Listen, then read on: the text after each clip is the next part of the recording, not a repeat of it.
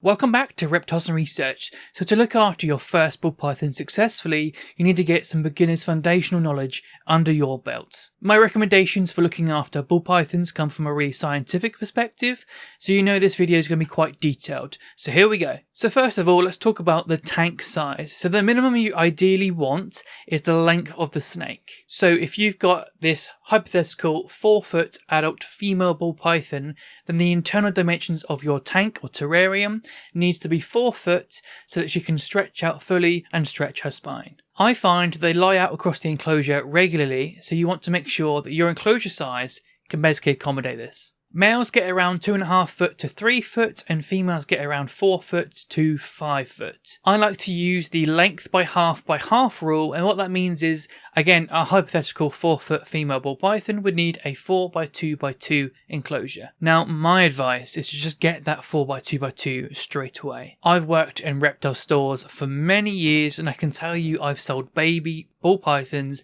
straight into a 4x2x2.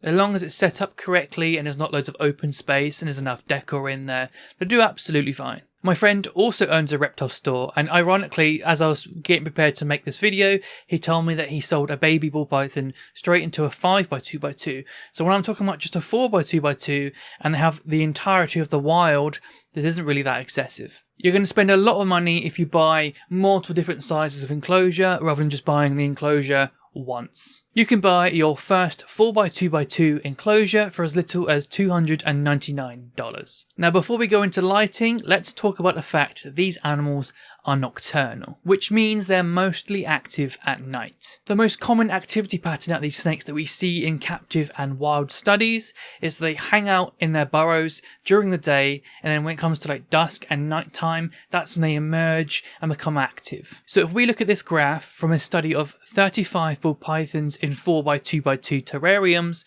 we can see that most of their activity pattern happens between the hours of 4 PM and 11 PM, with some basking to warm up happening during the day. So what I'm saying is that most of their activity might be happening at a time, depending on who you are, that you might be asleep. Now, should we give them lights if they're nocturnal? The answer is yes, and here is why. So melatonin is the hormone that's produced to make us diurnal animals sleepy, but the melatonin makes nocturnal animals energized. So when light hits our eyes, it reduces the production of melatonin, and that is what wakes us diurnal animals up. But on the flip side, for nocturnal animals, it makes them go to sleep. We're doing the exact same thing with light, it's just that our scripts are essentially just flipped. Light is still the cue in their day-night cycle that gets them to act appropriately as per their actual biology. If we don't give them lights during the day, then we're not allowing these ball pythons to actually act in a normal, healthy, nocturnal way. If there's no day and night, they're not acting nocturnal, they're just sat in the dark. And hormonally, what are those animals that are sat in the dark going to look like compared to those that get a nice, healthy, repeatable day-night pattern? It would be like looking at us and being like, oh, they move and are active during the day, so that means we should never turn lights off. Could you imagine if you never got to experience dark to sleep properly? That's exactly what's happening when people keep nocturnal animals in complete darkness. It doesn't make any sense. So whatever animal that you're going to keep, it doesn't matter if it's a ball python for this guide or something else, you provide them with a regular, repeatable, consistent day-night cycle and they act accordingly. And that's all you have to do.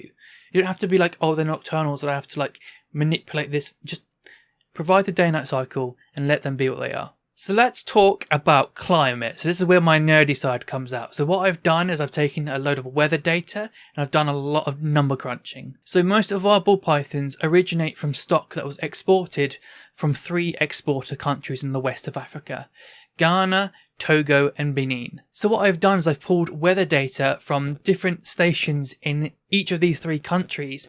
Those are at the south, those are at the middle and those are at the north, and I've merged them all into an averaged merged dataset. The reason I've done that is because you don't know what lineage your actual ball python's from, so if we average it out, we basically cover our basis, and that's what we should go by, in my opinion. So I've graphed out the monthly temperatures from data all the way back to 1985.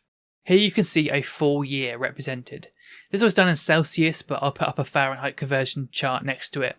The dip in the year that you see is the wet season. Now we need to remember that this is only air temperatures, and West Africa is very close to the equator, so our temperatures are very consistent. So what I would do is I'd recommend an ambient air temperature of around 27 Celsius, or that's 80.6 Fahrenheit, to 23 Celsius to 73 Fahrenheit. Anywhere between those would be acceptable. In fact, it actually ebbs and flows in around those areas for my actual ball python's enclosure anyway. And what you'll see is a ball python will bask more or less, depending on like how warm or cool the average air temperatures in the enclosure are for that like time of year or even just that day. As my friend says, there's room for a little bit of wiggle room. Now that's just air temperature, we're not even talking about basking. So ball pythons in the wild will find something warm to sit in or under, or they might just sit out fully in the sun basking. Point being is they have the option of warming up via belly heat or by warming up in sunshine. So yes, at a really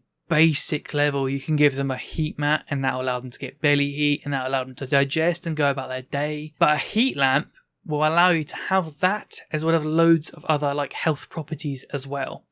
The belly heat has nothing other than just being able to thermoregulate. There's no health properties to it, but the heat lamp, there's health properties here. The type of infrared that's coming from our heat lamps is very similar to what's in sunlight as well. So what you can do is you can provide decor underneath your heat lamp so that your ball python can actually sit under something that's been warmed by the heat lamp, or it can sit out openly and be warmed by the heat lamp itself. That way you can get the options of both types of heating just by the way that you're using decor. Now in studies, one of the common ways that trackers find ball pythons in the wild is they spot them basking at the mouths of their burrows, or there were signs that a python was sat there basking previously. So for that reason, what I recommend is having a heat lamp on one side of your terrarium. That gives them a nice little patch of sunshine, and it also means that the other side gets to be shaded and cooler as well. And what that means is it's very natural and you end up having a nice thermal gradient along the enclosure.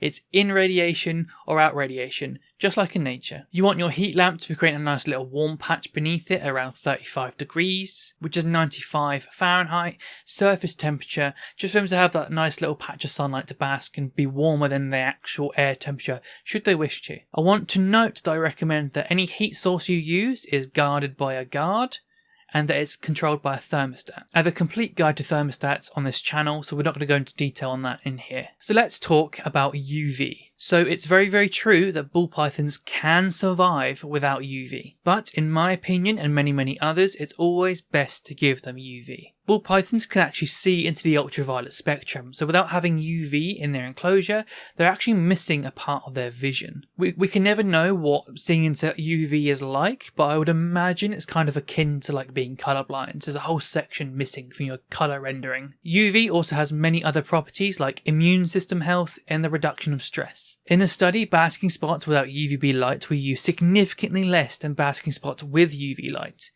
This indicates that having access to UV is something the snakes in this study valued. So why wouldn't we give it to them? My personal rule is that all snakes should have UV. So I recommend having a low-level UVB bar, 1/3 to half the length of the enclosure towards the heat end. Again, we're going for this little patch of sunlight. That means that if they don't want to be in it, they can move out of it.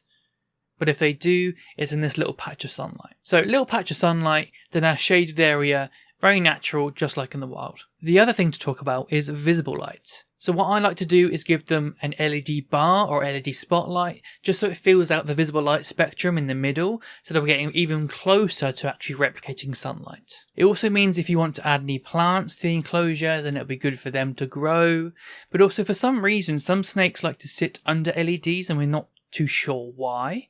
So there's a whole area of science in that aspect that so much is yet to be discovered, and I find that like really interesting. Now this isn't a must, but it's like an ideal to have all portions of sunlight represented in this way, as the closest you're probably going to get for a good while, or at least until new technology emerges that makes it easier. But those three is like pretty as close as like the average keeper is going to get to replicating sunlight. I believe it's better to do this than not, but if not, then if you've got your heat lamp and your UV, then I think you're in a pretty good spot. Once we have the hardware like this and we have this nice little patch of sunlight, then the climatic data and the ambient air temperatures we talked about previously should come as a byproduct of that anyway. So we know we want to make a little patch of sunlight, but how long do we leave these lamps on for? Well, I mapped out day length for you too, of course I did. So For the most part, a 12-hour day suits just fine. If you want to, you can add an extra half an hour in the longer months. And then at night, you can just turn these lights off for the day-night cycle. Your typical timer plug works just fine for this. Now, at night time, we want these temperatures to just naturally cool. The temperatures don't really drop down below the low 20s at night or at any point in the day, really. I'm talking Celsius again, so we're talking about around 70 Fahrenheit roughly. So I would recommend those as our ambient nighttime temperatures. You may find that all the decor that's been warmed during the day and is absorbing all this heat and energy and then starts to release it as it's no longer being heated throughout the night, keeps these ambient temperatures to this anyway. Or you might have your terrarium in a room that doesn't drop below these temperatures anyway, because it's typically like room temperature anyway, really. So you might find that this is how it goes anyway. But if you live somewhere that's naturally like colder and you know you're going to keep the terrarium in a room that might be colder than this temperature, then what I would recommend is having a ceramic heat emitter or a radiant heat panel in there on a thermostat set to like the low 20s and I think it was, what did I say, 70 Fahrenheit, and around that spot, it won't kick on at any point during the day because it's going to be warmer than that. And at night, if things get cold, that'll kick on and turn on when it's needed. But that'll be your backup if you live in a cool environment. So let's talk about humidity. So where ball pythons come from, it's very, very humid. And I mapped it out. Of course I did. If you look at this chart, it never really drops below 50% and it peaks during the wet season.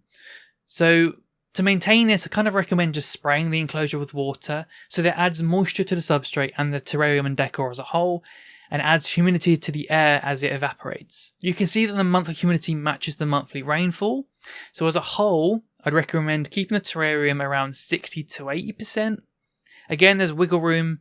In the burrows in the wild, it can be as near as like 100%, and it will naturally rise to heights at night anyway. And it's naturally going to be lower around the basking spot as well, so that's absolutely fine as well. As long as your ball python can move in and out of areas of higher humidity and not completely dry out, you'll be absolutely fine. A large water bowl that's big enough for the snake to like curl up in will, one, help you with humidity because it's going to evaporate over time, add moisture content to the air, raise humidity in that way. And obviously it's going to allow them to drink and then like hydrate and have good sheds as well. I'd recommend changing the water out daily and giving them fresh water if you can, or as often as you can to that. I would also give them a really high humidity hide because in the wild the burrows can be up to like nearly like 100%. So what I'd recommend is adding some sphagnum moss underneath a hide and like spraying that down to make it humid under there, or you can just periodically just lift the hide, spray it down quite a lot down there, and then keep it moist and humid in there by periodically just spraying underneath the hide. So let's get on to feeding. What do ball pythons eat? Well, interestingly, there's actually some studies that looked at this, and they found that ball pythons eat mammals and birds. Males ate more birds than females, and actually up to 70% of their diet was actually made of birds, whereas females ate mostly mammals and 66% of their diet was actually mammals. If the animal was shorter than 70 centimeters in total length, they ate almost exclusively like nestling birds and like immature birds. So what's happening here is a dietary shift with age and size and what they eat. So young snakes are raiding birds' nests and eating juvenile birds, and as they get bigger, they're moving on to bigger mammalian prey. The males, however, still ate the majority of birds and still kept to that 70% of their diet being birds.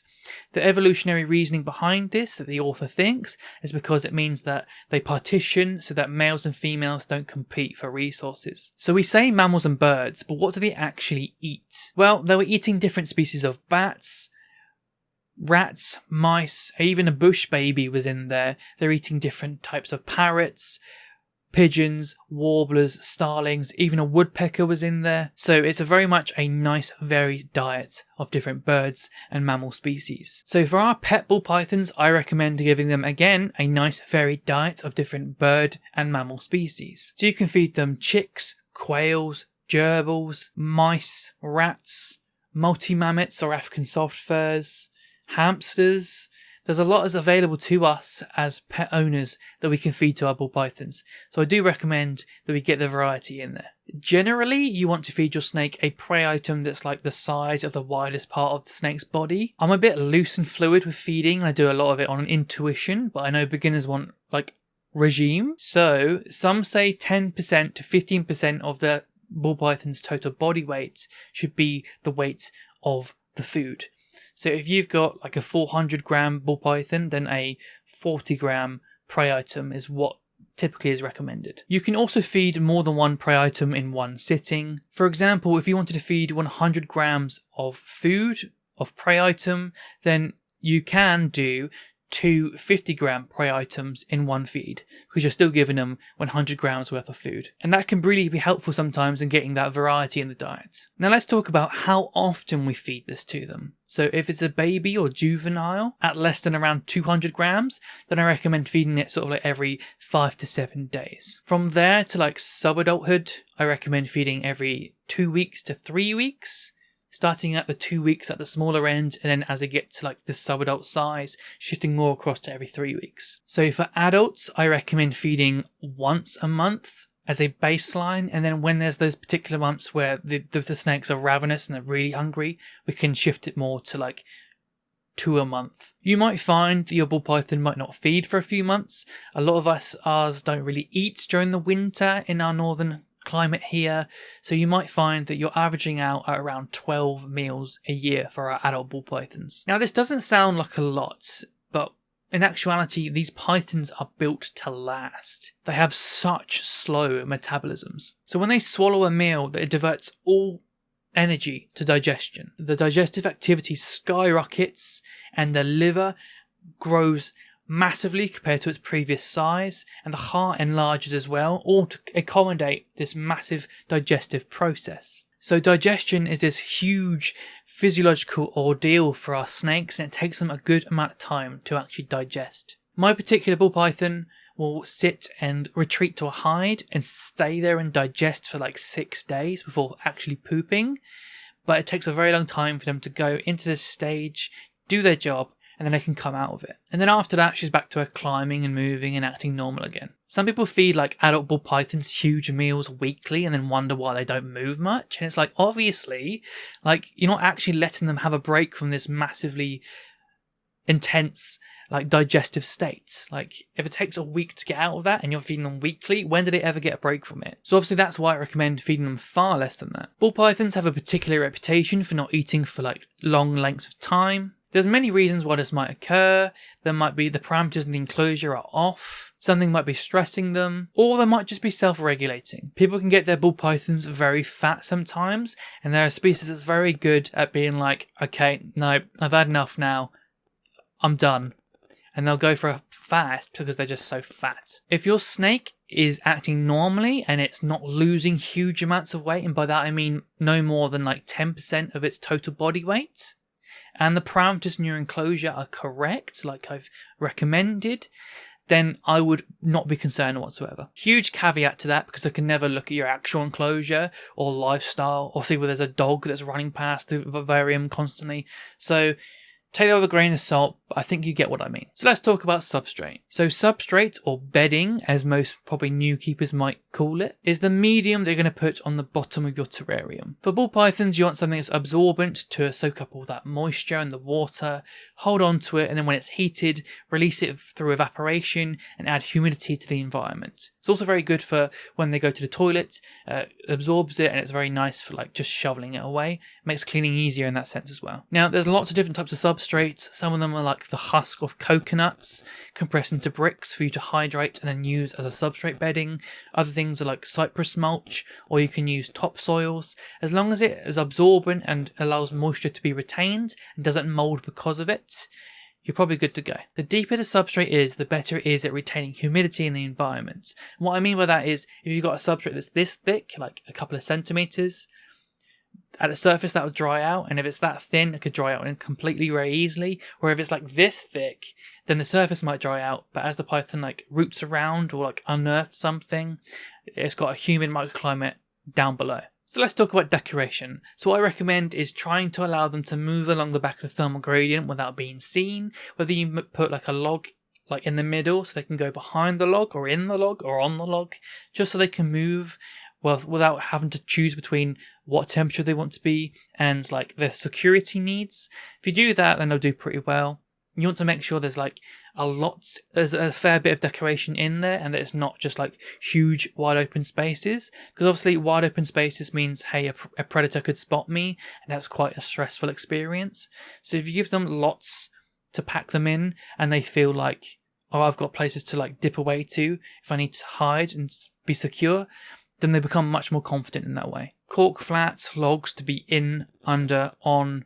You get the drift. I think we should definitely allow them to climb, or at least just lift their body off the floor. Not only is this really good for exercise, but it's really good at maintaining the body composition and not being fat. And it's good for their muscles as well. Like you can feel the difference between a snake that's been in a flat terrarium or something else, and it's a little bit pudgy, doesn't feel the same. And then one that's got branches and climbing, and you can feel the muscle. Like, they feel different. I would place a rock or some flat slate underneath your basking light so that it can warm it up and provide some belly heat if it wants to. You can even do that by placing it on top of a hide. So you've got a hide, rock, heat lamp, so that rock will get heated so they can go on top and bask under the sun, or they'll be in the hide and this rock's been heated and then warming the hide beneath it. Just free heating just by the way that you decorate, essentially. But bare minimum, one hide in the sunshine end, one hide in the shaded cooler end, as a bare minimum. There is far more to learn about ball pythons than what's contained within this video, but I hope this guide will help beginners build this like nice healthy foundation on which to go from. I'll be making far more ball python guides in this video. We're going to go in hella detail on niche little aspects of care and lighting and their lamps and things like that. So if you want hyper detailed ball python care videos, then this is the place to subscribe to, and stick around, keep an eye out for the videos that are about to come. Other than that, I'll see you in the next video.